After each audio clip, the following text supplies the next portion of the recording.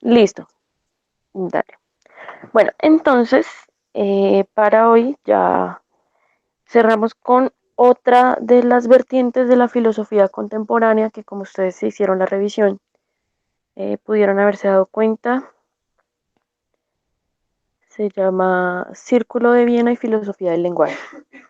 Entonces es como en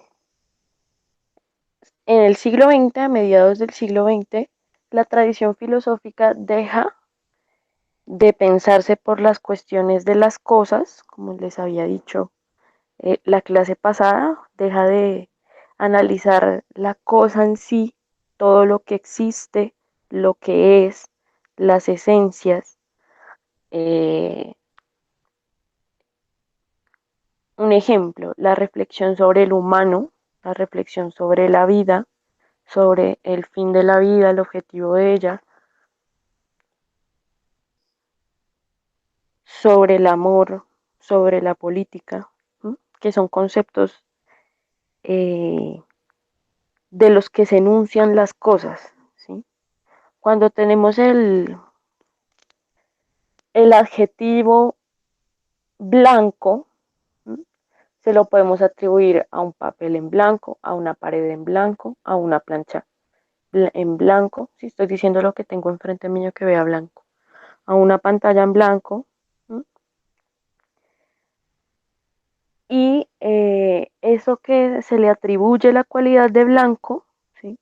A un tablero blanco, es la esencia propia de las cosas. En este momento, en el ejemplo, la esencia sería el tablero, ¿sí? Es el sujeto principal de lo que se predica.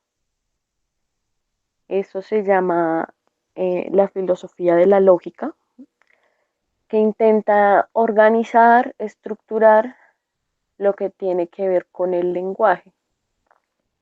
Entonces, esas reflexiones que de pronto hoy damos por hechas, ¿sí?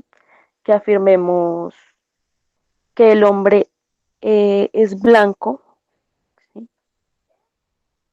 O que el tablero es blanco, o que el perro es blanco, y que sepamos que el perro es el sustantivo, o es decir, el sujeto principal del que se habla, y blanco es la cualidad, eso se lo debemos a unas reflexiones filosóficas que en ese momento no tenían tan obvios esos conceptos.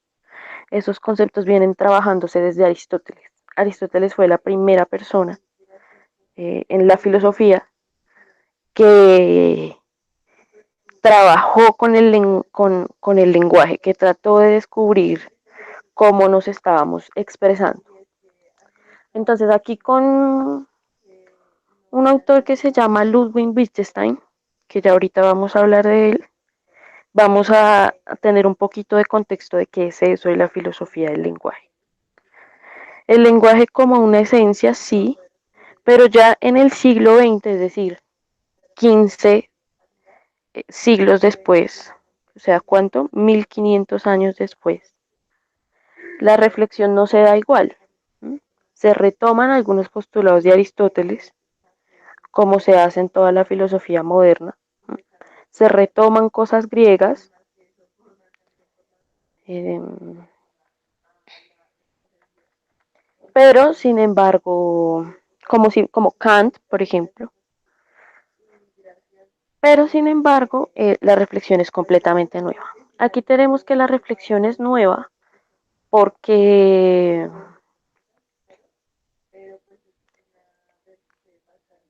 mmm, se hace el análisis a la disciplina como tal. O sea, como les digo, ya no se piensa en el mundo, en el origen de la vida, en para qué estoy vivo, cuál es el sentido, ¿sí? Sino que se empieza a pensar en para qué es útil la filosofía en las disciplinas que ya tenemos. Por un lado, en la ciencia, por otro lado, en el lenguaje. Eso es lo que vamos a ver hoy para cerrar con filosofía en el semestre. Entonces damos inicio. Vamos a hablar sobre un señor que se llama Ludwig Wittgenstein, que nace en Viena y él es uno de los filósofos que ha influenciado la filosofía del círculo de Viena, pero como él solito, él no hace parte del círculo de Viena. El círculo de Viena lo vamos a ver a continuación. Digamos que este señor, esto va como rápido, ¿no? Digamos que este señor es una de las influencias para que se forjara lo que se llamó el círculo de Viena. Y él tiene como dos cuestiones principales en su pensamiento, una cuando es joven y otra cuando es adulto. Así como cualquiera de nosotros puede pensar algo cuando es joven, pero dada la experiencia de esa juventud, bueno, después de esa juventud, se empieza a dar cuenta la persona que las cosas no son como se creían. Entonces se empieza a cambiar de postura. Wittgenstein lo hizo en su juventud, creyendo que la filosofía era un lenguaje que debía cobijar absolutamente todos los aspectos de la sociedad humana. Pero entonces, ¿desde dónde? Desde las matemáticas, desde las ciencias. Entonces, él dice que las ciencias y las matemáticas también son un lenguaje con el cual nos comunicamos. Eh, Vemos que en este momento, bueno, que las sociedades de un tiempo para acá han dejado de ver a las matemáticas como un saber filosófico y empieza a ser la matemática un conocimiento más utilitario, ¿sí? Más de los precios, lo que tiene que ver con la economía en general, las inversiones, el capital y por el otro lado las sumas, las multiplicaciones. ¿Sí? Las matemáticas se han enfocado en mostrar ganancias y si no es así, en estudios estadísticos, ¿sí? Que muestran cifras, cifras mmm, indicando cuál es el país que tal cosa, el número de víctimas de algún fenómeno, por ejemplo, el número de víctimas del COVID en este momento, personas recuperadas, personas muertas, personas infectadas. Entonces, él criticaba esta forma de utilizar las matemáticas, ¿sí? Y veía en ellas una forma de expresión del ser humano mucho más profunda. Eso como su primera postura en la juventud. Hay un segundo Wittgenstein que empieza a ver el lenguaje como, como ese fundamento de la sociedad. Entonces el lenguaje ya no como un, ¿qué les dijera yo? Ya él no decía que las matemáticas eran un lenguaje en sí mismas, sino que más bien el lenguaje era muy amplio. Entonces, que existe tanto el lenguaje matemático como el lenguaje que compartimos a nivel cultural, que podemos demostrar por medio de la oralidad, como yo estoy haciendo en este momento, pero también existe el lenguaje corporal, ¿sí? Y en ese momento, hasta ese momento, no se había pensado que era eso el lenguaje corporal. Ni siquiera ustedes lo tendrán muy claro, ¿sí?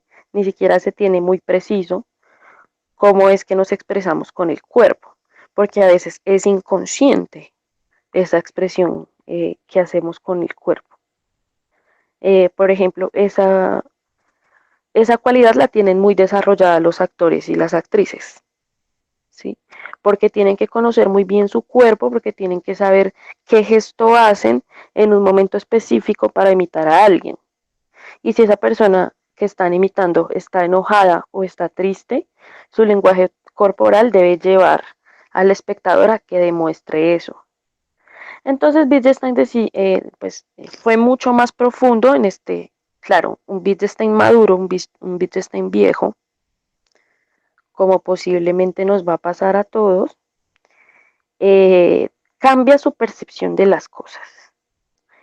Y lo que dice es que el lenguaje es muy amplio y hay una alta relación entre el lenguaje y la psicología. ¿Sí? Esa es su filosofía. Hay una alta relación entre el lenguaje y la psicología porque como tú eres o consciente o no consciente de lo que estás expresando, todo eso es lenguaje, hasta tus propios pensamientos, ¿sí? Porque hablas contigo mismo. ¿Sí? Si no supieras hablar español, no te hablarías en español. Eso tiene que ver con la cultura. Si tú naces en otro contexto, por ejemplo, en un contexto, vamos al quichua, pues tú vas a pensar en quichua, vas a hablarte a ti mismo, a ti misma en quichua, no en español. Por lo tanto, hay formas de percibir el mundo diferentes, hasta en el lenguaje. Hay una palabra en el quichua que se llama, eh, que se enuncia apapacho. Yo creo que ustedes la habrán escuchado, en algún momento la habrán utilizado, necesito que me apapachen o apapacho, ¿sí? Y esa palabra la heredamos de allí y no, digamos que no tenemos una definición desde el español para esa palabra, sino que interpretamos lo que esté más cercano. Apapacho en el significado quichua es algo muchísimo más grande que abrazarnos, como acá se piensa, ¿no? Un abrazo duro, un abrazo con fuerza, pues. Pero allá significa casi que entregar el alma en ese contacto físico que hay.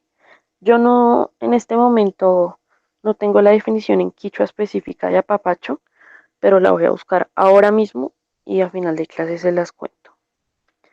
Entonces, eso es lo que pasa con Wittgenstein. ¿Tienen alguna cosa que apuntar?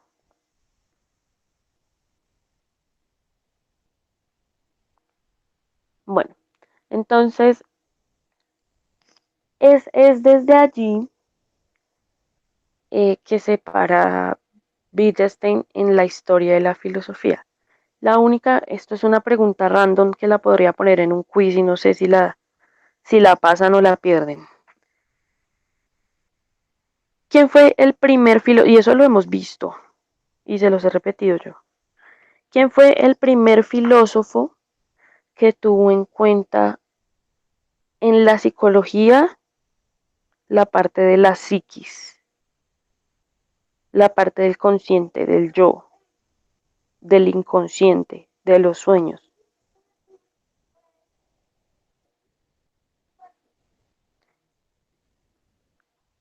Es un filósofo no muy antiguo, está muy fácil. Más, le doy una unidad ya a quien me responda eso.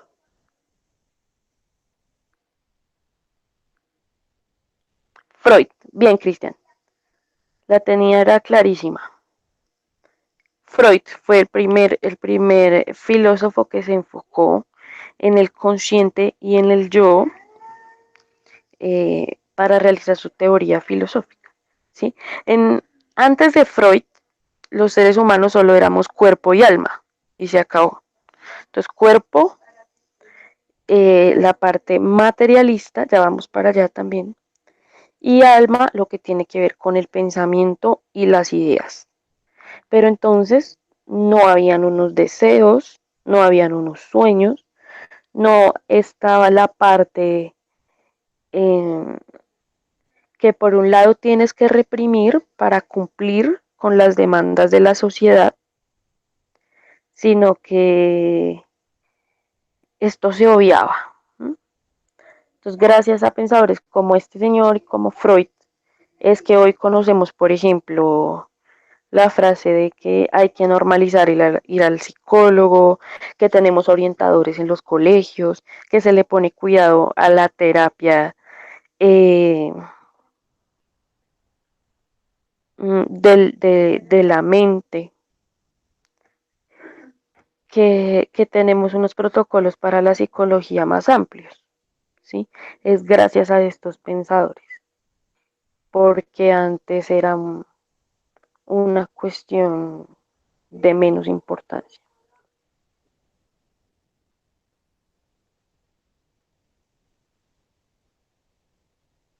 Bueno, entonces digamos que esto es lo que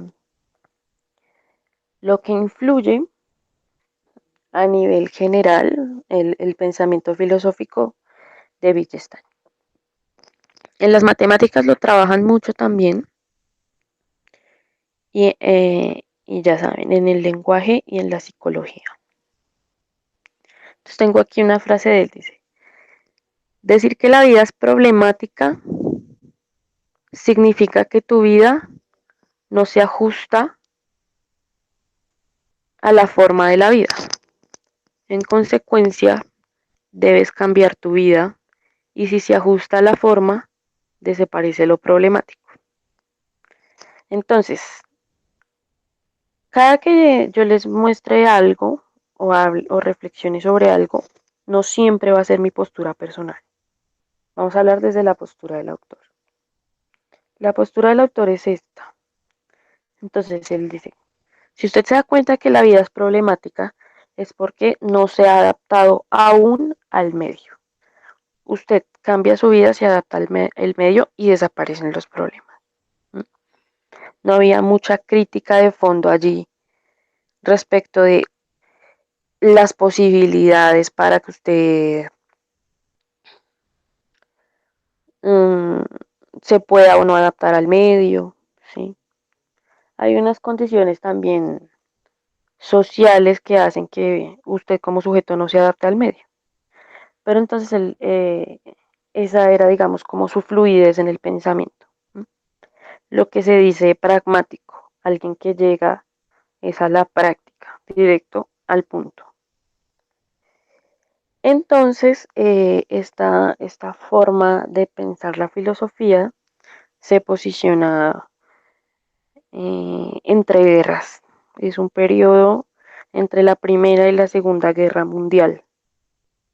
Y estos filósofos, la mayoría, fueron muy perseguidos por el régimen nacional socialista porque, pues, por sus ideas, por un lado, por el otro lado, porque eran judíos. Entonces, claro, ustedes saben que el holocausto nazi, una de sus banderas principales era acabar con el judaísmo, con los judíos que estaban ocupando Alemania. Entonces, muchos de estos pensadores este, calaron en esa persecución. Ahora, el Círculo de Viena, que es la otra escuela filosófica que vamos a hablar hoy, es influido por el pensamiento filosófico de Wittgenstein. Y es que ellos también piensan, pero ellos sí se quedan pues en una parte de la filosofía de Wittgenstein.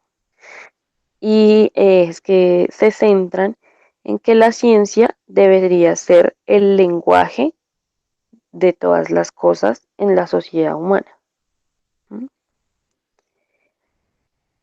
Y a esta corriente se le llama neopositivismo lógico, aunque hay muchos términos ahí que ustedes de pronto no han precisado, que es necesario que para hoy se tengan claros. Hay una corriente a nivel general bien grande que se llama positivismo, que la vimos el periodo pasado. Positivismo. El positivismo por sí solito no es esa actitud buena que ustedes tienen frente a la vida, como dicen por ahí. No, es que yo soy muy positivista porque siempre le pongo buena energía a las cosas.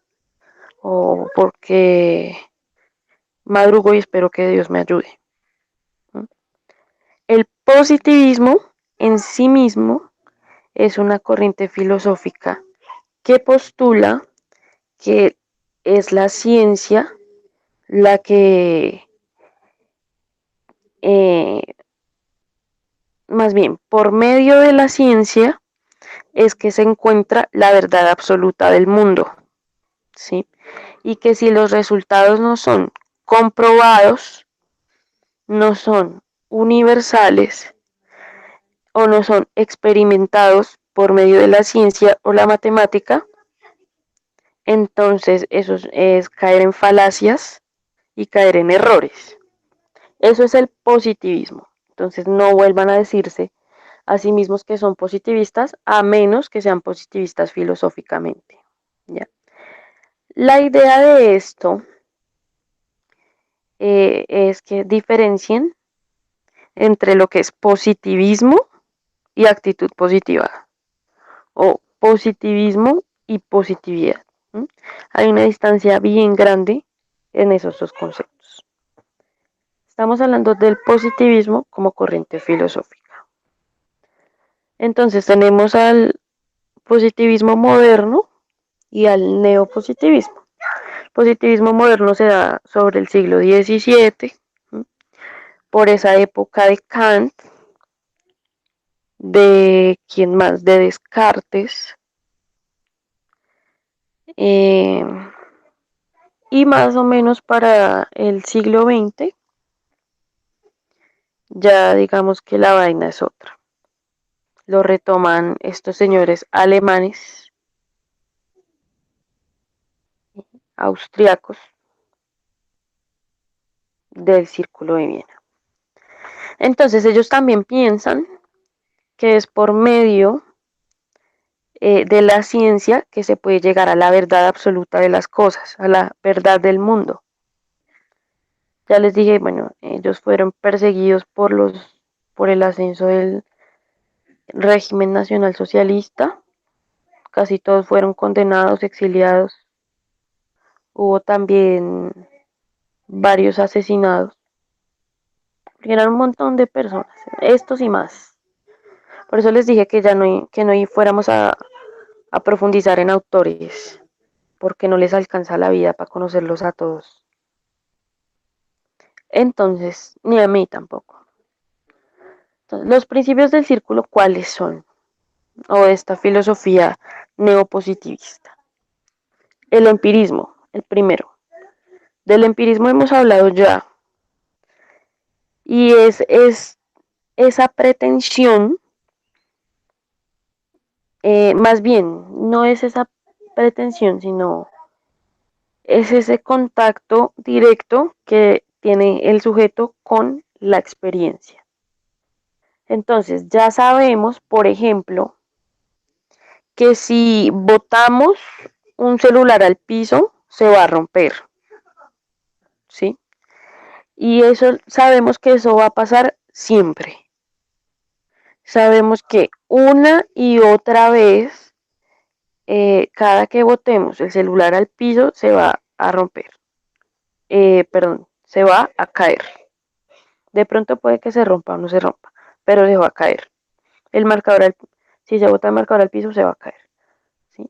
Y ya sabemos que eso es por una razón científica. ¿Cuál es?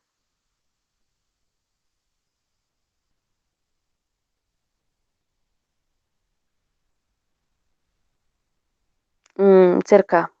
La gravedad. Sí, señor. Ahí Urán fue muy claro.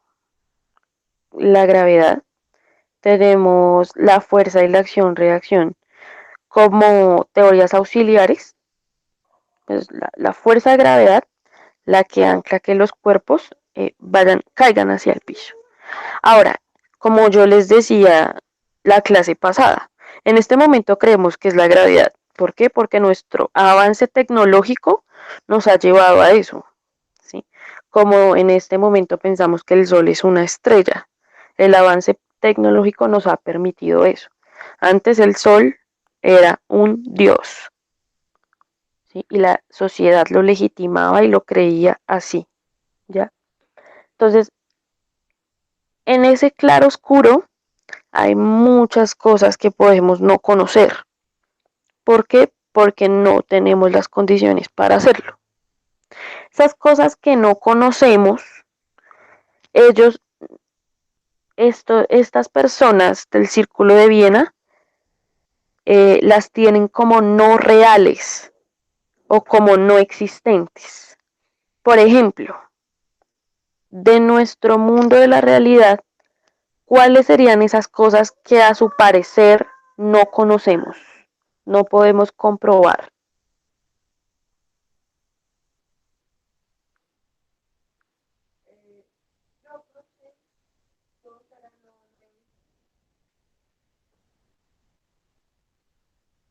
Sí, por el momento, la vida en otros planetas. Bien, Cristian. Por ese lado, la vida en otros planetas. Pero es un poquito, vayan un poquito más allá. Algo que de verdad, bueno, mentiras, no vayan más allá, yo los voy a llevar. Dios, justo. Dios, multiverso, todo esto hace parte del plano que trasciende de lo físico, ¿ya?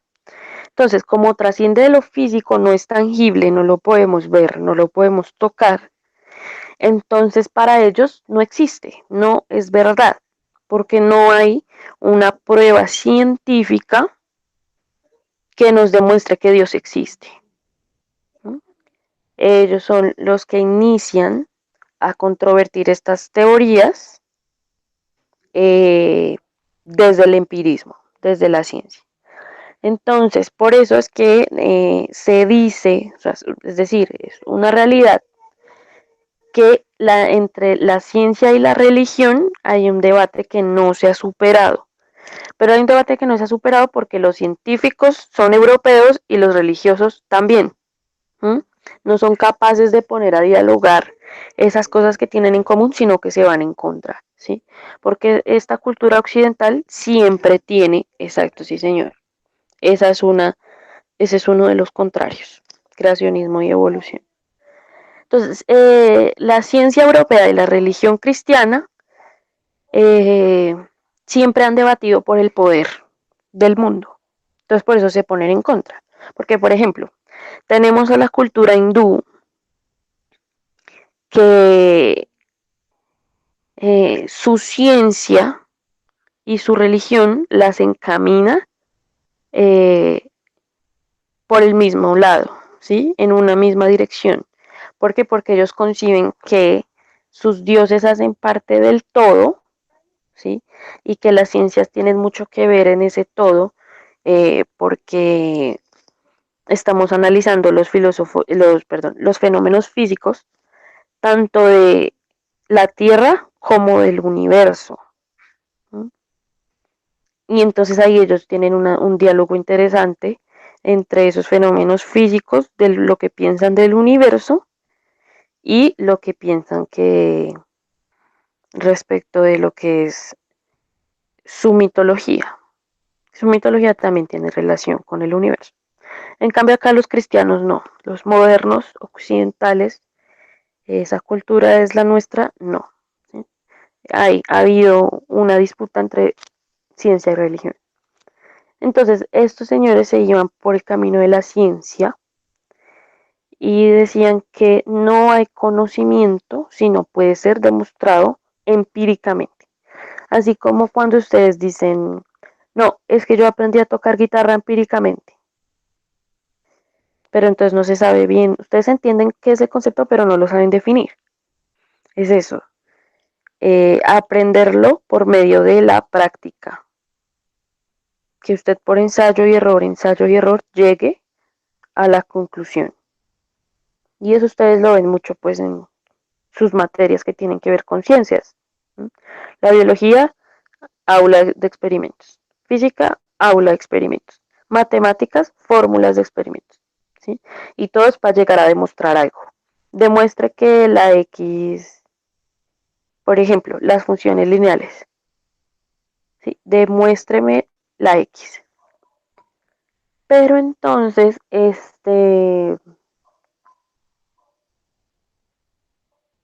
se me olvidó que les iba a decir. Era algo importante. El empirismo. Bueno, entonces tengan claro más bien que el empirismo es este método científico al que hay que llegar, o sea, que dice que hay que llegar al conocimiento por medio de la experiencia, por medio de la experiencia. Entonces, estas son ideas del Círculo de Viena.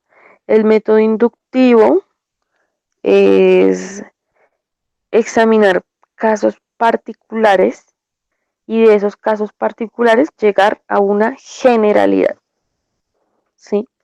Entonces les voy a dar un ejemplo científico de eso y un ejemplo social de eso. Entonces ahí se ve,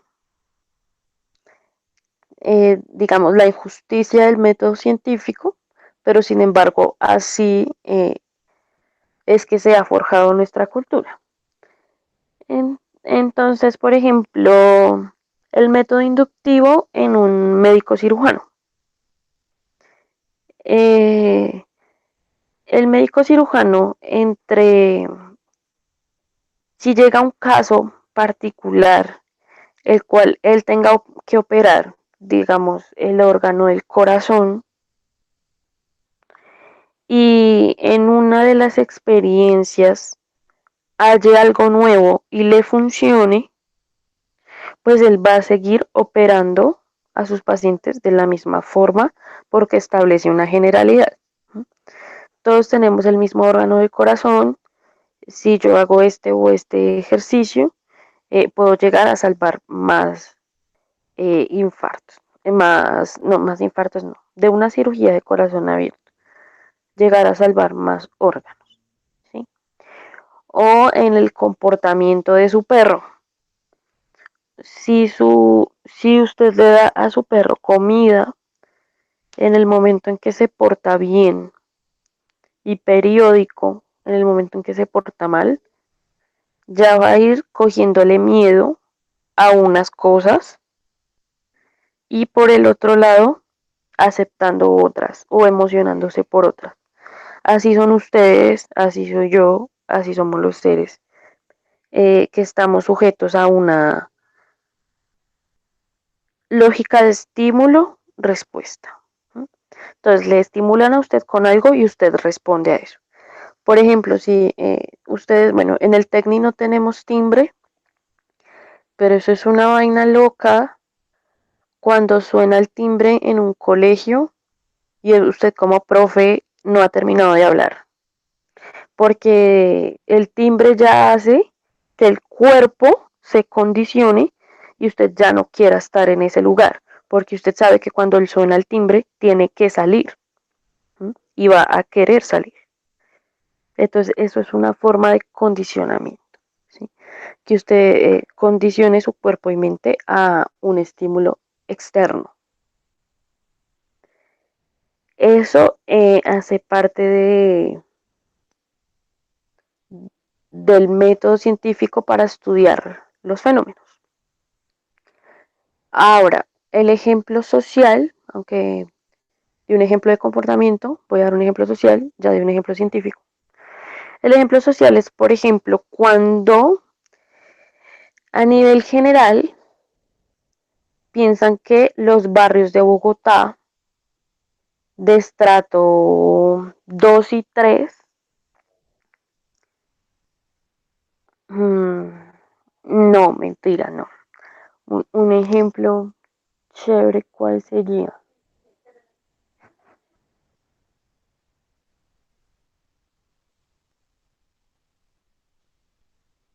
Bueno, más bien, ya sé. Cuando se asume que Bogotá, por ser la capital del país, es una ciudad tecnológicamente avanzada y por lo tanto todos los ciudadanos de Bogotá contamos con acceso a Internet, ¿sí? Porque se supone que somos una metrópoli y una ciudad capital. ¿Sí? Entonces se generaliza. Y cuando vamos a ver casos específicos, vemos que eso no es así, ¿sí? que es una ciudad capital, pero por ejemplo, hoy en Altos de la Estancia, que es un barrio popular que se encuentra en la parte alta de Ciudad Bolívar, está siendo desalojado, ¿sí? En plena pandemia están dejando a gente sin casa porque no puede vivir ahí. Por muchas razones del terreno, del territorio, pero sin embargo se quedan sin casa, ¿sí? La desalojan a la fuerza y es muy riesgoso el contagio, ¿sí? Y más en un tiempo que no es normal, que es de pandemia mundial. Y vemos que ese espacio que están desalojando es un espacio rural. Les voy a mostrar pues el contexto. Un espacio rural, un espacio donde se ve que no hay acceso a la conexión virtual equitativa. Entonces es ahí donde el método científico no es tan efectivo. ¿Sí? ¿Por qué no? Porque Bogotá sea una ciudad capital eh, y sea una metrópoli, es decir, esté interconectada con la globalización, tiene acceso a ello. Entonces les voy a mostrar, por ejemplo, el caso particular y continuamos. Este es el barrio Altos de la Estancia que hoy están desalojando. Entonces, ¿cómo creemos que una casa de esas puede tener conexión a Internet? O al menos conexión estable a Internet. Pero claro que no, ¿sí? Digamos, cuando intentamos generalizar, obviamos estas cosas. Por eso, el método científico europeo ha discriminado tanto eh,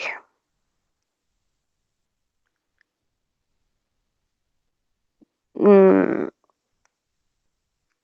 la población vulnerable o los casos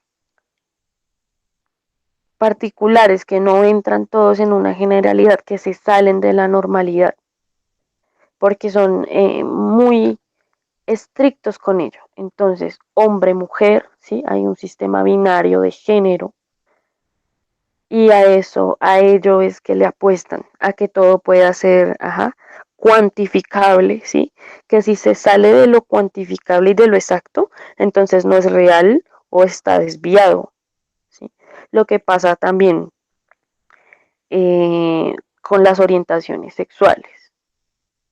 En ese momento, eh, y por más o menos hasta los años 70, 80, y aún hoy, el método científico y todo lo que atañe a nuestra cultura, que es la cultura occidental, condena muy duro a las personas que se salen de lo que ellos consideran normal. Ahora, bueno, estos aspectos son cosas que yo ya he hablado. Por ejemplo, todo lo inverificable carece de sentido.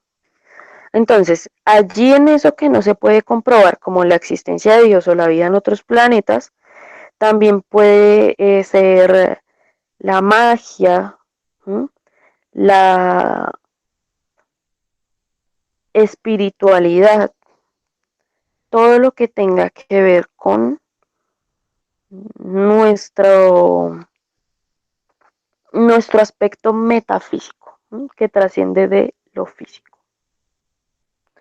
Entonces, ¿hasta ahí está claro? Sí, El método científico, ¿cuál es? ¿Cuál es la estructura que ustedes utilizan para realizar un trabajo de investigación? Que ustedes dicen, esta es la misma estructura, esta es la misma vaina, lo voy a hacer así, porque no tengo dudas de que el procedimiento es otro. ¿Cómo presentan un trabajo de investigación?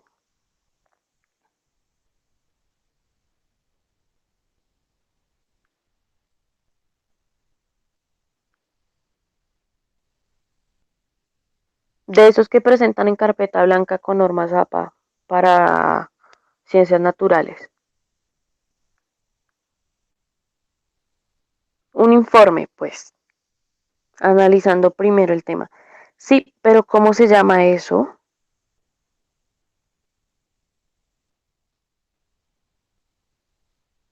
A ver, ustedes tienen una estructura muy clara que es introducción, desarrollo y conclusiones de esos experimentos que tienen que hacer. Entonces, ¿qué fue cuál es el contexto del experimento? El desarrollo es el experimento en sí y la conclusión es qué fue lo que pasó. ¿No? Y se supone que ustedes sacan un experimento con esa conclusión de qué fue lo que pasó. Sí, total. No, no, no. Yo se los acabo de decir. Introducción, desarrollo y conclusión. Esa es la estructura del método científico. Entonces, esa parte de conclusión se supone, no, exacto, sí. Ahí ya las participaciones están bien enfocadas. Se supone que ustedes hacen ese experimento para ver qué pasa y si reacciona o no, igual que otros fenómenos de otros experimentos. ¿Y eso para qué se hace? Para establecer estas generalidades, ¿sí?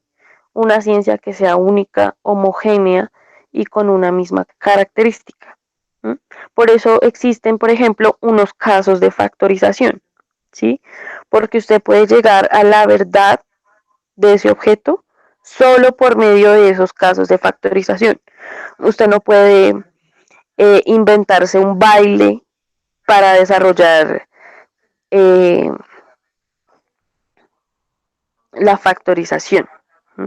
Sino que usted tiene que ir a esos casos de factorización y aplicar la fórmula de los 9 que hay, de cada uno de los que hay. Entonces, eso es para lograr que todo sea universal, que todo sea igual. Eh, para poderlo tener todo bien estudiado, ¿sí? Otro ejemplo de eso, cuantificaron hasta el cielo, ¿sí? El cielo como, como que vemos tan lejos, pues, ¿sí? Que vemos tan inalcanzable, ya tiene unos meridianos y unos paralelos que la ciencia ha puesto sobre él, ¿sí? Y ustedes ven esas rayitas en el mapa mundi, que no son de gratis, pero en el cielo no se ven esas rayitas. O sea, ¿de dónde salen esas rayitas? Bueno, son meridianos y paralelos que la propia ciencia, eh, digamos que puso ahí, ¿sí? Para cuantificar el cielo y para tener que repartirse el cielo entre los países, ¿sí? Entonces a usted como Colombia le toca desde el meridiano tal hasta el paralelo tal del cielo. Y ese va a ser su territorio y nadie lo puede sobrevolar, ¿sí? Entonces la ayuda, el avance científico puede ser bien utilizado, pero cuando pretende ser universal, cuando pretende ser general, deja por fuera muchas, muchos aspectos de la humanidad, de la dignidad humana, ¿sí? Porque esto es una ambición de mucho poder en el momento en el que se reparten hasta el cielo, ¿sí? Entonces este es uno de los muchos ejemplos, espero que haya podido ser bien clara, porque este es un tema que no se logra entender muy fácil y sin embargo es la base de toda nuestra ciencia. Entonces, bueno, estos son, digamos, como científicos del Círculo de Viena.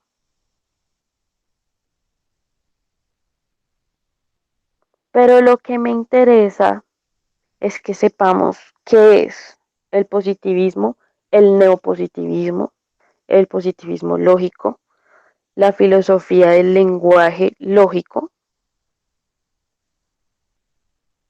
Entonces, por ejemplo, el lenguaje lógico. Una observación dice que es científica si puede ser expresada con símbolos y relacionarse a través de ellos. Gracias a ese lenguaje lógico, hoy tenemos estos artefactos por los cuales nos comunicamos, ¿sí? Porque hay un código binario también que se basa en unos y ceros y que es el lenguaje de la programación que desde la cual están orientados estos aparatos a funcionar. Entonces esos son los avances tecnológicos significativos.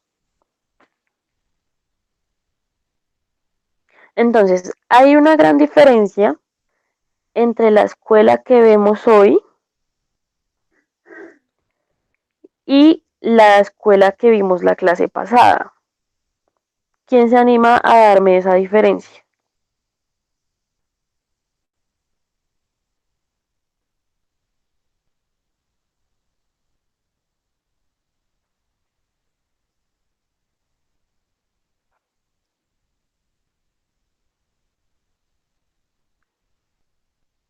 A ver, al menos que sepan existencialismo. Bueno, está bien. El existencialismo, no, pero bueno, está bien. El existencialismo fue una, pero la otra es la escuela de Frankfurt. Entonces, el existencialismo ya es como una tendencia filosófica que piensa en sí mismo. Exacto, lo que tú estás diciendo está muy bien. Pero a nivel de escuelas, una es el Círculo de Viena. O sea, ustedes fíjense, porque las dos tienen como nombre una ciudad y las dos tienen como representantes a una pluralidad de autores la mayoría judíos exiliados en el siglo XX. Estos fueron primero entre guerras y los otros fueron más bien por los años 70, que fueron los que vimos la clase pasada. La diferencia más grande entre la escuela de Frankfurt, que vimos la clase pasada, y el Círculo de Viena, que estamos viendo hoy, es que en realidad, pues sí, María Paula, tienes razón con esa palabra. A ver, la escuela de Frankfurt pone a la filosofía a serle útil a la realidad, ¿sí? Que por medio de la filosofía los, filo, los sujetos sociales puedan transformar su realidad, ¿sí? Analicen cuál es la verdad de las cosas y por medio de ello se rebelen. Recuerden que retoma a Marx, pero también elementos de la industria cultural que habíamos hablado la semana pasada, elementos de luchas antirracistas, anticapitalistas. Y en el Círculo de Viena vemos que ponen a la filosofía es para sustentar la ciencia. Entonces, en una se cambia la realidad por medio de la práctica y en la otra no se intenta cambiar la realidad, solo se la analiza por medio o desde el paradigma científico. Bueno, para que no hayan confusiones allí. También sufrieron de persecución nazi, como les digo, su mayoría, pero son escuelas totalmente diferentes. ¿Hasta ahí alguna pregunta? Porque hoy cerramos filosofía. ¿Me puedes explicar, por favor, profe, en lo de bueno, Espera, neopos, María Paula, es que no te escuché. ¿De qué? ¿me puedes explicar lo que estabas ahorita, de lo de neopositivismo y lo otro? Ya, a ver, todos estos conceptos, ustedes asócienlo a lo mismo, para que no se confundan tanto. Neopositivismo, positivismo, las dos son, una es derivada de la otra. El positivismo, como les digo, no es esa actitud que ustedes tienen positiva frente a la vida, sino esa pretensión de que la realidad se demuestra por medio de la ciencia. Entonces, lo que no sea verdadero a los ojos de la ciencia, para ellos no es real, no entra dentro de la sociedad, está al margen. El neopositivismo es lo mismo, pero 200 años después. Lo retoman, ¿m? Con unas reflexiones pues más flexibles, pero lo retoman. Entonces, el positivismo se da más o menos en el siglo XVII y el neopositivismo se da en el siglo XX, a finales. Entonces, es esa la principal diferencia. Ahora, el empirismo, les digo, recuérdenlo por la frase de aprender empíricamente, es decir, por medio de la experiencia. Y las tres cosas se relacionan eh, con dos palabras, ciencia y experimento. ¿Sí? Si ustedes recuerdan esas dos palabras, recuerdan que es positivismo. Entonces, eso para lo que atañe la clase de hoy. Ahora, Sí, profe, cerramos gracias. filosofía y yo no me puedo ir sin hacer una reflexión más amplia de todo, ¿sí? Porque no la volvemos a ver y ustedes ya después de esta, o sea, después de hoy, quién sabe cuándo vuelvan a ver filosofía en sus vidas, porque se gradúan. Entonces, a no ser de que ustedes mismos, ustedes mismas se interesen por ello, pues ustedes no van a tener las reflexiones filosóficas a la mano, porque las reflexiones filosóficas a la mano, eh, en este mundo occidental, no existen, no están a la mano. ¿Sí? Todo porque no tenemos tiempo, solo tenemos tiempo para trabajar. Sé que no pueden escuchar, ya les voy a explicar qué es lo que van a hacer con esta canción, que creo que ya lo tuvieron que haber visto. No, profe. Entonces, esperen. Eh, ya, sea por la razón que sea, porque acá le damos más prioridad al saber científico, justamente, al saber desde la ingeniería, desde lo que produzca dinero, desde allí le damos más importancia al saber, la filosofía viene quedando relegada de todos los espacios, ¿sí? Sabiendo que es la madre de todas las ciencias, porque la que fue, la que posibilitó que todos los pensadores se reflexionaran alguna cosa, y ustedes mismos también, ¿sí? La filosofía es la que posibilita ese porqué de las cosas y ese cuestionamiento permanente que tienen. El cuestionamiento que me tienen a mí, que le tienen a la autoridad familiar, a la iglesia, a las instituciones de poder, lo que sea. ¿No? El origen del mundo, el fin de la vida, todas estas preguntas, la incertidumbre de la muerte, la religión, Todas estas preguntas vienen de la filosofía. Entonces, la filosofía es la madre de todas las ciencias porque es ella la que posibilita que se pregunten por todo lo demás. Y como hemos visto, de ahí sale la reflexión de la ciencia, es decir, de ahí surge la ciencia como la biología, la física, la química, las matemáticas, pero también surge la lógica, lo que es el lenguaje ahora, pero también surge la política, la economía, ¿sí? Entonces la filosofía tiene un papel bien importante, solamente que hoy a nadie le pagan por pensar. Y por eso la filosofía ni siquiera en sus pruebas ICFES la van a encontrar. Porque al sistema no le interesa pagar por pensar. No le interesa tampoco que se piense, porque si se piensa va a ser en su contra. Porque es eso, ¿no?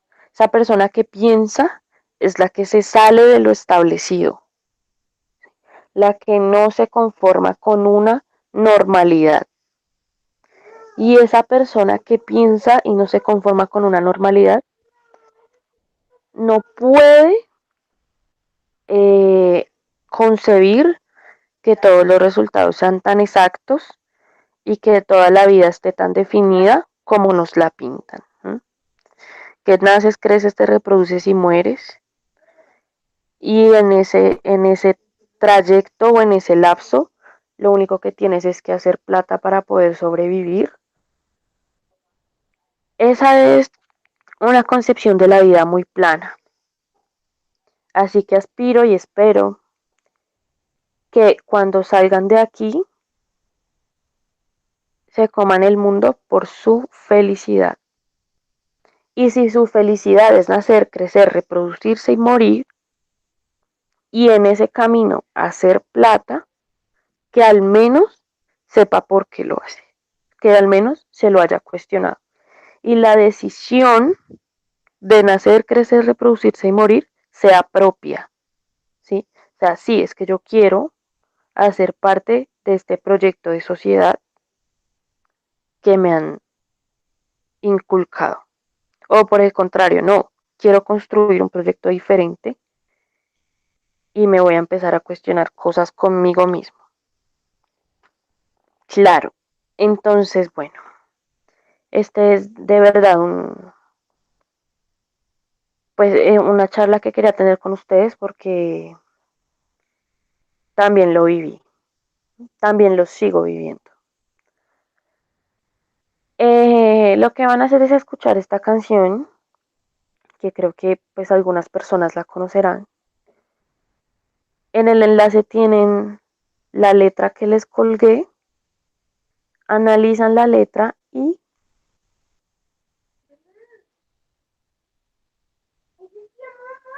desarrollan el segundo punto de la tarea. ¿Hasta ahí todo claro? Sí, señora. Sí, profe. Bueno, pues entonces... Eh, no, me falta algo, ¿sí? Me falta algo. Ay, sí, profe, feliz día de las Gracias, madres. amigas. Gracias. Me falta algo y es que yo les había contado que,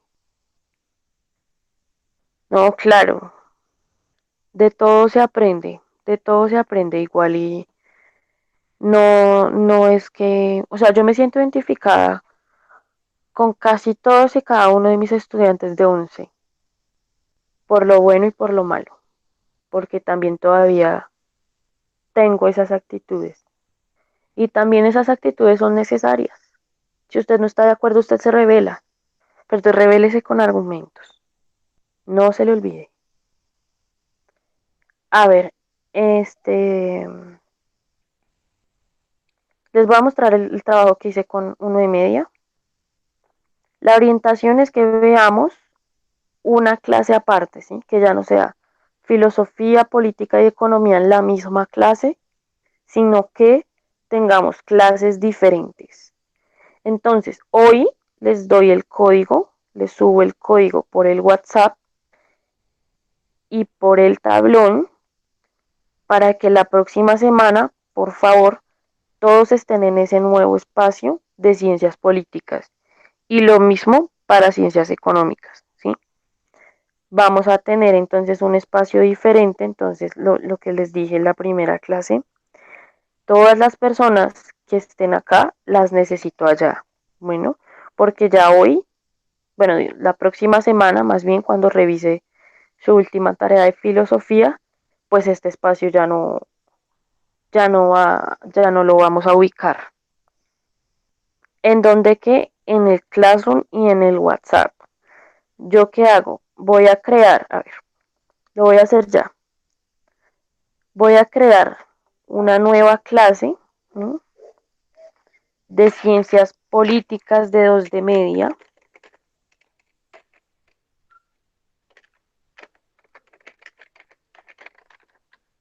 Sí.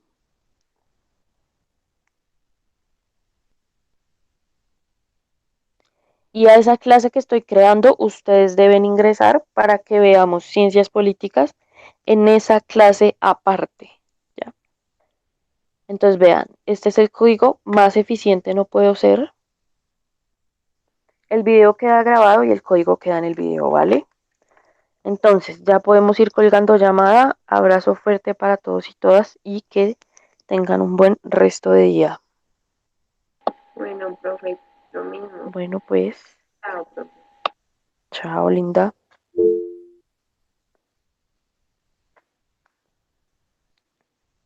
Lo mismo para todos y todas. Cuídense mucho.